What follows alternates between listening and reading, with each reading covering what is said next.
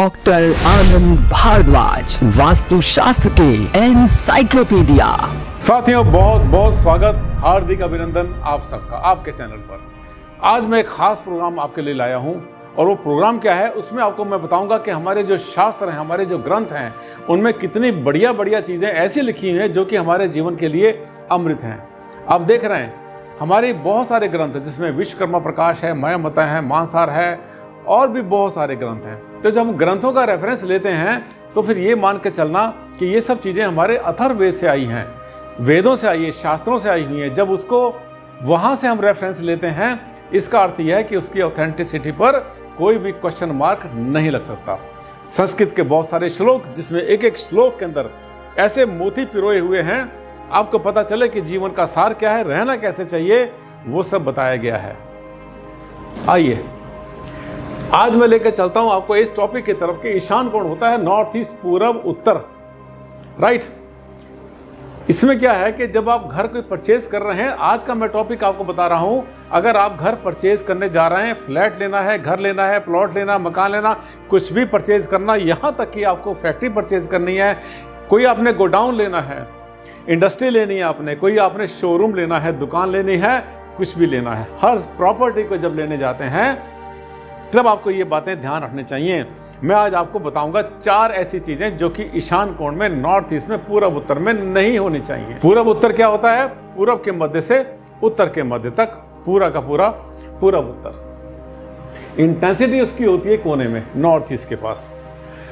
ये देखिए, अगर खरीदने जा रहे हैं नया घर, तो ईशान कोण पूरब उत्तर के 4 बड़े वास्तु दोष तो देख लें, ये नहीं होने चाहिए, ठीक है, ये नहीं होने चाहिए, बाकी तो चलेगा, कोई समस्या ऐसी खास नहीं होती है। ऐसे तो वास्तु के बहुत रूल हैं। अगर कोई फ्लैट, कोई दुकान, कोई मकान लेने जा रहे हैं, कहीं पर भी परचेज करने जा रहे हैं, तो एक बात मान के चलना, दुनिया में एक भी चीज वास्तु से 100% बनी हुई नहीं है, ना बन सकती है। बहुत बड़ी बात बोल रहे हैं डॉक्टर आनंद भारद्वाज, बहुत बड़ी बात बोल रहे हैं, पहाड़ जैसी। कोई भी साइट, कोई भी वास्तु कंसल्टेंट अगर कहता है मैंने 100% वास्तु से बना दिया, तो ये मान के चलना ठीक नहीं बोल रहा वो, क्योंकि 100% अगर बनेंगे तो हमें शास्त्रों पर जाना पड़ेगा, पिछले जमाने पे जाना पड़ेगा, हमें राजस्थान की हवेलियों का रेफरेंस लेना पड़ेगा, जहां प्लॉट होता है बिल्कुल वर्गाकार, चारों कोनों में बनते हैं कमरे, पीछे की दीवारें सब होती हैं बंद, बीच में खुला आंगन, 1/3 एरिया। ऐसे मकान आजकल नहीं बनते। जैसे समाज, जैसे समय आपको चला रहा है उसके साथ चलिए, लेकिन उसमें से किसी चीज को भूलना नहीं है। ये देखिए, ये जो मैंने बताई कि 4 चीजें आपको ईशान कोण में ध्यान करना नहीं होनी चाहिए। नंबर 1, सीढ़ियां ईशान कोण में, नॉर्थ ईस्ट में, उत्तर पूर्व में नहीं होनी चाहिए। और ये देख रहे हैं, ये जो सी थ्रू कर दिया, ये एक छोटी सी रेमेडी भी है। अगर बाई चांस वहां पर बनानी पड़ जाती है मजबूरी में, तो ईशान कोण में तो बनाओ मत, कम से कम जाए ईशान के पूर्व में, ईशान के उत्तर में अगर बनानी पड़ती है तो ये एक बहुत अच्छी रेमेडी है। जैसे आप देख रहे हैं मेरे पीछे, सी थ्रू, लाइट वेटेड होती है, ऊर्जाओं को रोकती नहीं। दूसरा, किचन नहीं होनी चाहिए। फायर का जलना, अग्नि का जलना नॉर्थ ईस्ट में, ईशान कोण में, ये अच्छा नहीं होता। देखिए, मैं बात कर रहा हूं नॉर्दर्न हेमिस्फीयर की, अभी भारत और भारत के जितने भी आसपास के एरिया है, जितने भी देश हैं, वहां की बात कर रहा हूं, जो कि भूमध्य रेखा से नॉर्थ की तरफ आते हैं। मैं अभी साउथ की बात नहीं कर रहा हूं, ऑस्ट्रेलिया की बात नहीं कर रहा हूं, मैं अर्जेंटीना की बात नहीं, मॉरिशस की बात नहीं, यहां तक कि आपके जितने भी ऐसे देश जो कि सदर्न हेमिस्फीयर में पड़ते हैं, उन सब की बात नहीं कर रहा हूं मैं। साउथ अफ्रीका भी उसी साइड में आता है। अब देखिए, वहां तो वास्तु बदल जाता है, 62% डिफरेंट होता है। किचन नहीं होनी चाहिए ईशान कोण में। आजकल भी ये मैंने बात क्यों बोली है सदर्न हेमिस्फीयर, क्योंकि आजकल मेरे पास बहुत सारे फोन आते हैं, कम से कम 150-200 मेल मेरे पास आती हैं सदर्न हेमिस्फीयर से, ऑस्ट्रेलिया से आती हैं, और उन जगहों से आती हैं जो कि सदर्न हेमिस्फीयर में पड़ते हैं, जैसे कि साउथ अफ्रीका है, वहाँ से भी आती हैं, मॉरिशस से भी आती हैं, चिली से आती हैं। तो आज की डेट में जब वास्तु की बात करते हैं तो हम उनको अलग रखकर, उनसे आइसोलेशन में बात नहीं कर सकते। उनको भी तो वास्तु चाहिए ना, सबको वास्तु चाहिए। ऑस्ट्रेलिया वालों को भी तो वास्तु चाहिए, नहीं चाहिए क्या? चाहिए। अब देखिए, लेकिन आज हम बात कर रहे हैं नॉर्दर्न हेमिस्फीयर की, भारत और भारत के आसपास जितने भी देश हैं, एशिया है हमारा, और जो हमारा अमेरिका है, यूएस है, यूके है, जो ऊपर आते हैं हमारे भूमध्य रेखा से, इक्वेटर से, उसकी बात कर रहे हैं। किचन नॉर्थ ईस्ट में, ईशान कोण में अगर किचन बनी होती है साथियों, तो वो जो है वास्तु के अनुसार तो अच्छा फल नहीं देती। नुकसान क्या होते हैं हर कोई अपने तरीके से बताता है, पर ये नहीं होना चाहिए। मैं कभी डराने वाली बातें नहीं करता किसी को। वैसे तो इसकी रेमेडी होती है, बहुत आसान रेमेडी होती है, कोई मुश्किल नहीं होती। इसके बाद आता है टॉयलेट। ये तो सबसे बड़ा वास्तु दोष है, ईशान कोण में नहीं होना चाहिए। वो बात अलग है कि ये टॉयलेट आजकल जो बनाए जाते हैं या जो पीछे आप देख रहे हैं, ये वो वाला शौचालय नहीं है जिसका वर्णन हमारे जो है आपको कहीं मिलेगा लिखा हुआ। वो तो बहुत गंदे हुआ करते थे। ये तो एक मान के चलिए कि 5 स्टार जैसे हैं। यहाँ पर उतनी गंदगी, उतनी नेगेटिविटी नहीं होती, पर फिर भी ईशान कोण में, नॉर्थ ईस्ट में इसको नहीं होना चाहिए, ज़्यादा अच्छा रहेगा। कुछ ये प्रिकॉशंस लेकर चलना। इसके बाद आगे चलेंगे।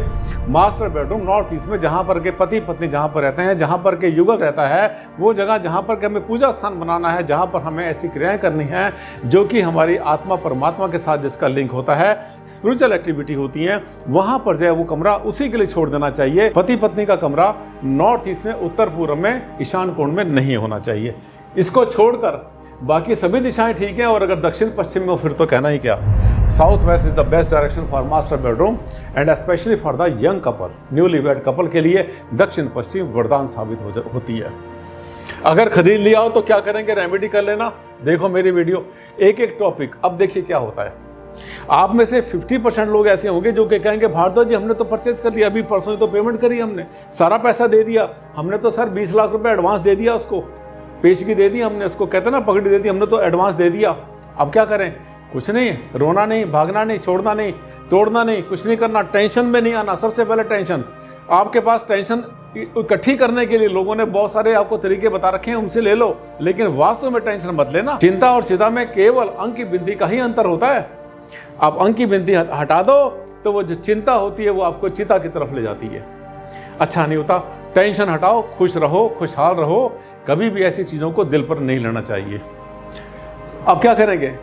ये करेंगे कि अगर आपको कोई भी रेमेडी ढूंढनी है, रेमेडी फॉर किचन, वास्तु के एज पर वास्तु, या करेंगे वास्तु के हिसाब से किचन की रेमेडी, वास्तु के हिसाब से टॉयलेट की रेमेडी, या स्टेयरकेस की, सीढ़ी की, या मास्टर बेडरूम की रेमेडी आपको ढूंढनी है, आराम से आप टाइप करिए doctor Anand Bhardwaj, remedy for master bedroom, remedy for toilet in ईशान कोण, जो भी टाइप करेंगे लाइन लग जाएगी पूरी। एक एक टॉपिक पर 50-50, 100 वीडियो मिल जाएगी, कई हजार वीडियो हैं। खजाना है बहुत बड़ा आपके पास, बिल्कुल फ्री में, हर समय आप यूज करिए। इतना बड़ा तो खजाना आपको कभी किसी ने दिया भी नहीं होगा। टेंशन बोल नहीं लेना, रोना नहीं, आपने बिल्कुल भी नहीं घबराना, हर चीज की रेमेडी होती है। आगे लेकर चलूंगा मैं आपको, ये भी ध्यान से देख लेना। रेमेडीज किसी भी नेगेटिविटी को जीरो कर सकती हैं, पॉजिटिव नहीं बना सकती। अच्छा हो कि एक वास्तुशास्त्री को दिखाकर घर लें, दुकान जो भी लेते हैं। ये देखिए, ये कड़वा सच है, बिटर ट्रूथ है, इसको जरूर पल्ले बांधना। ये मत कहना कि भारद्वाज जी आपने हमारे टॉयलेट था ईशान कोण में, आपने तो उसको पॉजिटिव बना दिया, कमाल की बात है, वेरी गुड, नमक रख दिया वहां पर, हमने प्लांट रख दिया, और पता नहीं कितने तरीके आपको बता रखे हैं हमने। नो, बिल्कुल भी नहीं। जब भी आप किसी नेगेटिविटी की कोई रेमेडी करते हैं तो आप उस चीज की नेगेटिविटी को जीरो में कन्वर्ट कर देते हैं, न्यूट्रल कर देते हैं, छान देते हैं फिल्टर लगाकर। पर इसका अर्थ ये नहीं कि वो आपने उसको पॉजिटिव बना दिया। नो, कभी भी नहीं। कोई भी रेमेडी जब आप की जाती है तो रेमेडी से वो जगह पॉजिटिव नहीं बनती, पर हाँ उसी दिन से वो आपको नेगेटिव असर डालना बंद कर देती है। कोई भी जगह लेनी है तो क्या करेंगे, वास्तुशास्त्री को दिखा लो, बजाय अपने आप जो है अपना एक्सपेरिमेंट करने के, किसी वास्तुशास्त्री को बुला लो जो आपके शहर में हो, क्वालिफाइड हो, एक्सपीरियंस हो, अच्छा हो, जिसका नाम हो, काफ़ी लोग जानते हो, कोई रिकमेंड करे, उसकी तारीफ करे। सामान ना बेचे, तंत्र मंत्र यंत्र ताबीज और ये दुनिया भर की चीज़ें घर में से बना के लाया है, रॉड वॉड ये लगाने के लिए, उसको बिल्कुल हायर मत करना, क्योंकि उसका ध्यान पैसे की तरफ है।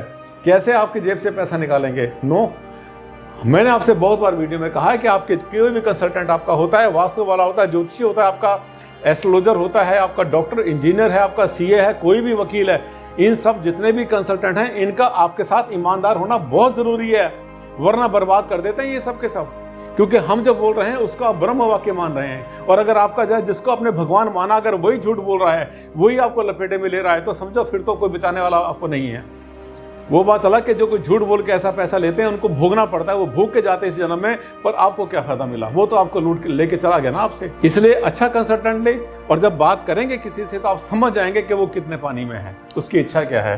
पूछ लेना एक बार, कहना कि एक बार बताओ वास्तुशास्त्री जी, अब मेरे घर में अगर कोई नेगेटिविटी मिलेगी तो आप कैसे ठीक करेंगे? अगर वो कहेगा मैं रॉड लगाऊंगा, मैं पिरामिड लगाऊंगा, मैं ये लटकाऊंगा, चिपकाऊंगा, छत में वो लगाऊंगा, ये करूंगा, वो करूंगा, तो जाग जाना। इसका मतलब वो आपका वास्तु ठीक करने नहीं आया, अपना वास्तु ठीक करेगा। 2-4 हज़ार रुपए का सामान लेकर के आएगा झोले में भर के अपने, और आपके घर में लगा के चला जाएगा, आपसे 2 लाख 4 लाख रुपए लेके चला जाएगा, अपना वास्तु ठीक कर लेगा, और आपका वास्तु तो गया गड्ढे में, क्योंकि वो चीजें काम नहीं करती। हमेशा साइंस के साथ चला करो, बी साइंटिफिक, बी लॉजिकल। अब देखिए, ये इतना बोलते बोलते आपने पढ़ लिया। खुद का ज्ञान, लाखों करोड़ की इन्वेस्टमेंट यूज ना ही करो। आप मकान ले रहे हैं, 50 लाख का 1 करोड़ 2 करोड़ का मकान है, लेकिन अपनी नॉलेज यूज कर रहे हैं। आपने कुछ पढ़ा है, कुछ सीखा है, कुछ आपने यूट्यूब देखा, कोई आपने चैनल और देख लिया, दुनिया भर के 10 20 50 लोगों का देख लिया और सोचा कि हम शास्त्री बन गए। और उस ज्ञान को अगर यूज करेंगे तो ये मान के चलना वो ज्ञान नहीं, आपके साथ अपनी खिचड़ी लेके जा रहे हैं वहां पर। तो ऐसी जहां इन्वेस्टमेंट होती है, जहां बड़ी इन्वेस्टमेंट होती है, वहां पर एक वास्तु शास्त्री को अपॉइंट कर लेना। खुलकर बता दो विक्रेता को, आप वास्तु से चेक कराएंगे, यस करके ही यस करेंगे। आनाकानी करे तो बोल दो भैया रखो अपना मकान अपने पास, दाल में काला या पूरी दाल काली हो सकती है, यानी खुल के बता दो। जिससे मकान ले रहे हैं, प्रॉपर्टी ले रहे हैं, उसको खुल के बताओ, स्पष्ट बताओ, छुपाओ नहीं। मेरे भाई साहब आएंगे, मेरे अंकल आएंगे, मेरा पड़ोसी आएगा, नो, खुलकर बताओ कि मेरा वास्तुशास्त्री आएगा। अगर वो यस करेगा तो मैं लूंगा प्रॉपर्टी, अगर उसने यस नहीं किया, उसने फेल कर दिया तो बिल्कुल नहीं लूंगा। अगर उसके मन में कपट हुआ ना बेचने वाले के, उसको लगा कि हाँ एंटी वास्तु मकान बेच रहा है, छुटकारा पा रहा है, किसी वास्तु वाले ने उसे कहा कि निकलो यहाँ से जल्दी से, ये तो मकान बड़ा खतरनाक है। अगर वो ऐसे बहाने से वहां से निकल रहा है और आपको लपेटे में लेने की कोशिश कर रहा है, इसका मतलब ये है अपना जो है कचरा, अपना बुरा समय जो आप पे डालने की कोशिश कर रहा है, बिल्कुल भी आपको अलाउ नहीं करेगा, बिल्कुल अलाउ नहीं करेगा, मना कर देगा, कहेगा नहीं मैं नहीं दिखाने दूंगा किसी को, आपने लेना है लो, नहीं लेना मतलब जाग जाना। मैंने कहा ना, या तो दाल में काला हो जाएगा, इसका मतलब या दाल पूरी की पूरी काली होगी। वो आदमी जिसको के कोई डर नहीं वास्तु का, वो आपको बिल्कुल अलाउ करेगा, हाँ जी दिखाओ, मैं बड़े मकान में जा रहा हूँ, छोटा मकान पड़ता है मेरा, ये मेरा परिवार बढ़ गया, पैसा मेरे पास काफी है, अब मैं बड़ी कोठी में जाऊंगा, फार्म हाउस में जाऊंगा, इसका मतलब ये भाग्यशाली है। ठीक, जो मना करे रखो अपने पास भाई साहब, और बहुत है, 50 मकान मिल रहे हैं। समझा करो, नो बोलना सीखो। जिस आदमी ने नो बोलना नहीं सीखा, जिसने सच बोलना नहीं सीखा, उसने कुछ भी नहीं सीखा।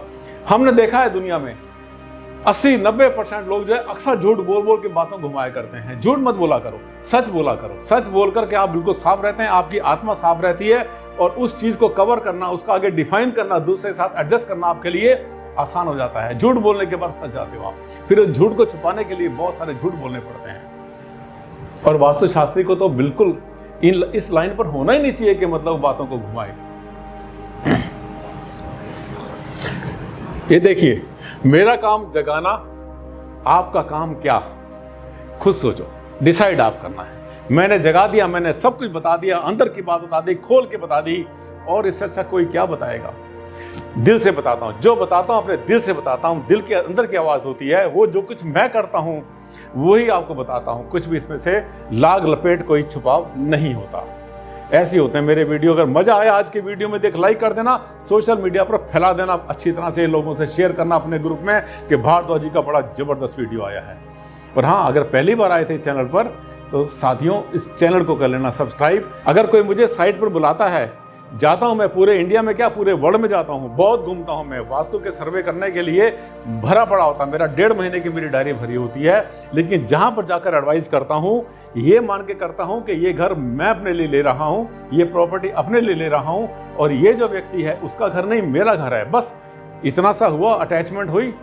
वास्तुशास्त्री जितना साफ होकर चलेगा, जितना आपको क्लियर बताएगा, हाँ फीस तो लेंगे, फीस तो हो सकती है किसी की ज्यादा किसी की कम, लेकिन जो फीस लेता है उसके बाद हिडन एक्सपेंसेस नहीं होने चाहिए, छुपे हुए खर्चे अगर वो निकाल के पर्चा बना के आपको देता है, इसका मतलब वो कौन था, फ्रॉडिया।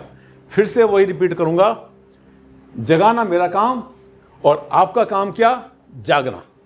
साथियों आज के लिए बस इतना ही, जल्द मुलाकात करता हूं 2 दिन के बाद, तब तक के लिए दें आप मुझे इजाजत। जय हिंद, जय भारत।